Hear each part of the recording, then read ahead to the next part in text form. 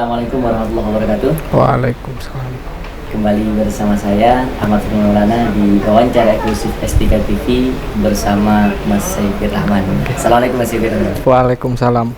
Gimana keadaannya sekarang? Alhamdulillah sehat walafiat ya. Meskipun di tengah-tengah pandemi kita tetap bugar ya. Insya Allah. Optimis untuk sehat. Pemirsa, di dalam wawancara eksklusif kali ini Mas Saifir Rahman ini merupakan santri Salafiyah Syafiyah Sukorejo yang berasrama di Ma'hadul Ali. Bisa dikatakan juga santri Ma'had Ali Pesantren Salafiyah Syafiyah Sukorejo, yang mana beliau itu sebagai santri berprestasi. Beliau ini kemarin ketika dalam lomba ajang menulis buku yang diadakan oleh Kemenak RI yang bekerja sama dengan Alif ID dengan tema santri menulis buku mencari SS pesantren, ini beliau juara 1 nasional, luar biasa ya. Dan judul bukunya itu nanti mungkin sahabat-sahabat santri maupun alumni maupun simpatisan masyarakat umum ini ingin membaca karya buku daripada Mas Saifir ini, yakni judulnya Jika Kematian Sudah Digariskan Untuk Apa Protokol Kesehatan. Luar biasa ya judulnya, apalagi terkait dengan pandemi saat ini. Kita juga penasaran ingin membaca bukunya. Semoga cepat terbit. Insya Allah April naik cetak. Ya, selain itu ya, Mas Saifir ini perlu kita ketahui juga merupakan orang asli Sukorejo. Jadi Mas Saifir ini merupakan, kalau bahasanya itu pribumi asli Sukorejo, Kabupaten Situbondo. Jadi berbahagialah kita yang berasal dari Sukorejo dan juga Kabupaten Situbondo.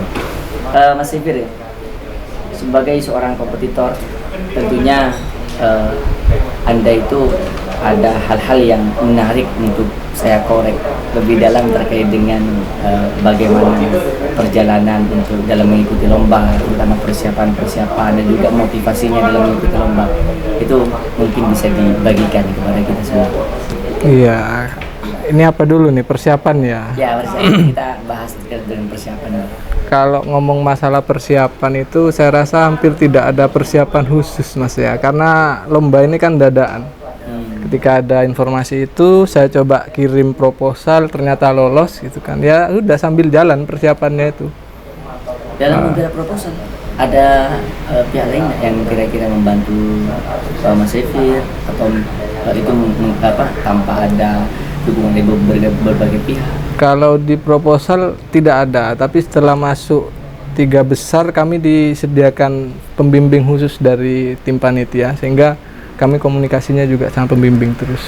Jadi ada diskusi lebih lanjut ya? Iya, termasuk tema gimana penulisannya itu sama ada pembimbing khusus memang dari. Karena sudah 3 besar ya. Iya, memang harus menang seperti itu kan. Tapi itu disediakan panitia ya. Disediakan betul. Panitia dari Kemenak dengan Alif ID ya. Motivasinya kira-kira ini kan perlu seorang penulis itu pasti ada motivasi, ada hal-hal yang mendorong dia itu untuk eksis menulis, kemudian sehingga terkumpul menjadi satu buku. Motivasi apa ya? Karena mungkin saya di dalam banyak hal saya memang punya banyak kekurangan. Itu saya berusaha untuk terus mencari di mana titik saya bisa memperoleh kelebihan saya, terus mengelaborasinya, mengasahnya terus. Karena kesadaran itu sih yang ada di dalam diri saya. Jadi kesadaran mengasah gitu, mengeksplorasi diri sehingga itu benar-benar menjadi mimpi yang terwujud seperti itu.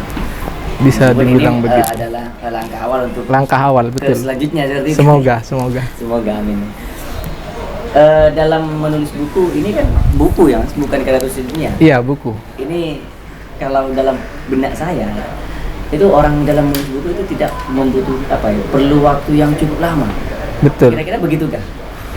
Tapi nyatanya saya selesaikan buku itu dalam jangka 2,5 sampai 3 bulanan. Sama revisinya itu sudah. Itu menyelesaikan satu buku itu? Iya. Sekitar 25 judul ya. 25 judul ya yang terkumpul dalam satu buku.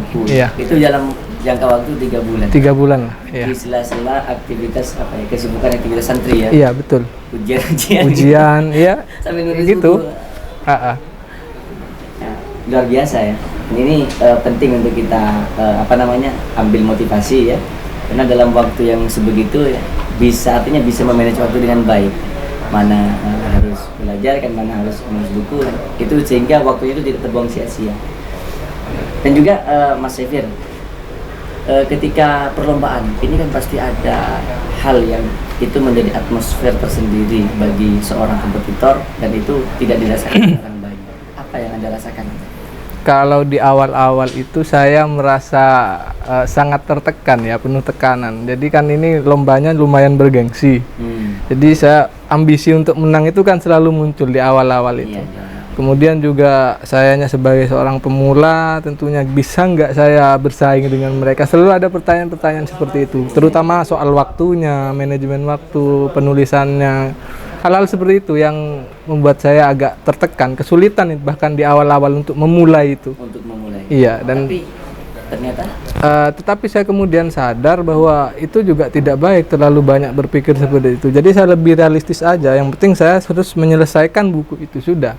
Perkara itu nanti akan bagus, jelek, menang atau kalah itu ya sudah terserah penilaian nanti. Yang penting kita berusaha. Yang penting kita sudah, iya betul. Hasilnya ya kita Iya. rasakan saja ya. Karena kalau di awal sudah dibebani pikiran-pikiran kayak tadi itu saya rasa justru menghambat kreativitas. Yang saya rasakan seperti itu. Ya, itu juga ada dalam satu pemikiran dari seorang Menteri Pendidikan dan Budaya, Pak Nadiem Makarim.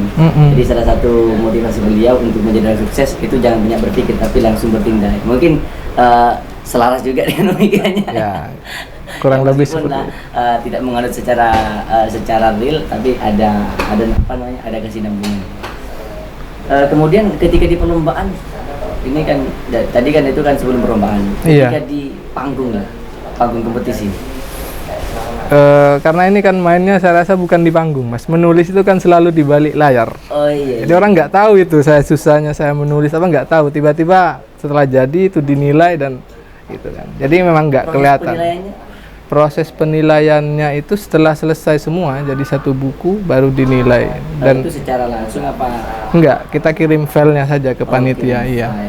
Jadi sekarang kan terkait juga dengan pandemi ya. Iya betul. Pandemi COVID, ya. Termasuk juga munakosanya kemarin online juga, sidang munakasanya ya. Jadi kalau online itu kan tidak begitu tegang, tapi adalah musim tegang sedikit. Iya, tegang-tegang sedikit lah. Munakosa seperti itu.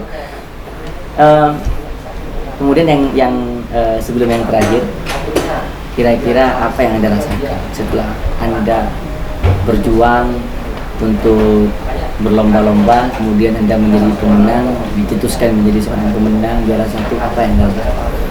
Ya kalau nggak bahagia ya bohong berarti saya. Normalnya kalau orang dapat sesuatu itu kan, apalagi itu yang memang yang diingin-inginkan ya saya bahagia. Terutama melihat orang tua, guru-guru semua senang dengan saya, sangat bahagia tentunya. Tetapi juga ada semacam mungkin bisa dibilang beban moral. Gimana saya untuk terus mempertahankan ini, itu pertanyaan selanjutnya bagi saya. Dan itu lumayan jadi beban juga bagi saya. Iya, pasti karena kalau sudah seseorang itu. Karena kan kata banyak orang itu kan meraih itu mudah, tapi untuk mempertahankan itu kan. Iya. Jadi tugas Anda selanjutnya adalah mempertahankan. Ya enggak seperti itu sih, tapi ya minimal tetap di situ lah gitu kan. Artinya tetap eksis. Ya kurang lebih seperti itu. Ya. Intinya tidak jadi tidak hanya sampai di sini enggak gitu. Jadi jadikan ini sebagai awal untuk terus ya. Ya, terus harapan saya juga begitu. Semoga semoga bisa bisa mengembangkan bakatnya ya. Dan juga semoga bisa tembus-tembus lagi di kerjaan amin. lain. Yang paling terakhir, kira-kira pesannya ini kan sebagai seorang kompetitor yang dinyatakan juara, ini kan pasti ada pesan-pesan yang itu lahir dari pengalaman-pengalaman di kompetisi itu. Ini biar menjadi hal motivatif terhadap seluruh santri dan juga masyarakat agar juga tergerak gitu. Gimana ya? Saya sendiri kadang bingung kalau ditanya motivasi itu. Tapi mungkin yang penting begini, Mas. Apapun yang kita geluti, saya rasa itu terus ditekuni, nanti juga akan ada buahnya kan, gitu. Yang penting serius saja ditekuni terus. Dan setiap orang itu kan juga punya sisi kelebihan dan kelemahannya masing-masing. Kita tinggal bagaimana mengelola itu, bakat-bakat, terus potensi-potensi yang ada di dalam diri itu terus dikenali kemudian diasah. Iya, saya rasa ya seperti sudah banyak orang katakan juga seperti itu kan memang. Ya, jadi pada intinya saudara-saudaraku yang dimanapun Anda berada, dari pengalaman-pengalaman Mas Sefir di perlombaan ajang menulis buku ini bisa dijadikan motivasi bagi kita bagaimana seorang kompetitor itu akan menang ketika dia itu terus istiqomah dalam apa yang ia jalani.